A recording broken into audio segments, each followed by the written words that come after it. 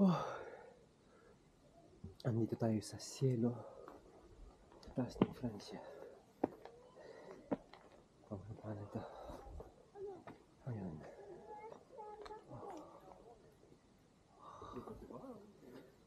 Okay.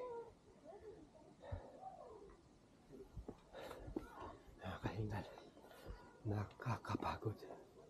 Tignan mo yung gaganda ng mga bahay doon. Diba? Parang screensaver ng tawag nito, ng Windows, ng computer. Ay, maglakad tayo papunta doon. Wow! Tignan mo yung bahay doon. Ang luma. Nakatakot ako makita. Okay. Libot tayo. Libot. Okay. Natapos na natin ng Italia, Spain. Ngayon, sa Europe. 2 years na biyahe. Ikutin natin yung Francia yan. Although meron pa tayong hindi nakita sa Italy na kailangan natin mapuntahan. Punta natin ang Milan, siyudad, alam mo naman. Punta natin Verona, kung nasan si Romeo and Juliet, napakaganda rin. Treviso, maganda rin.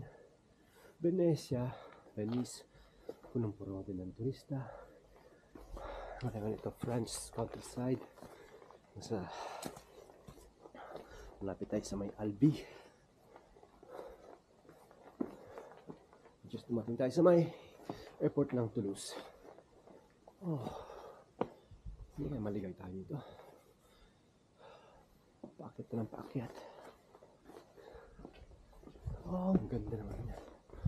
Oh, Jardin Stanco Cristic. Ano yung ibig sabihin nun? Sculpture.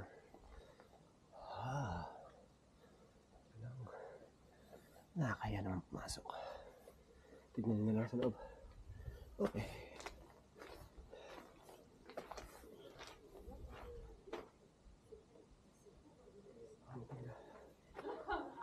Okay.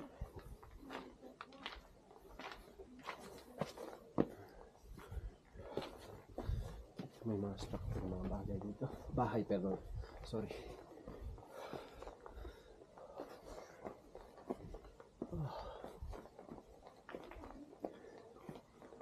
Oh shit, balik kami.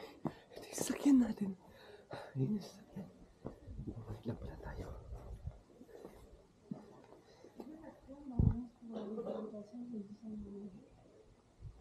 Okay. So umikot lang pala kami.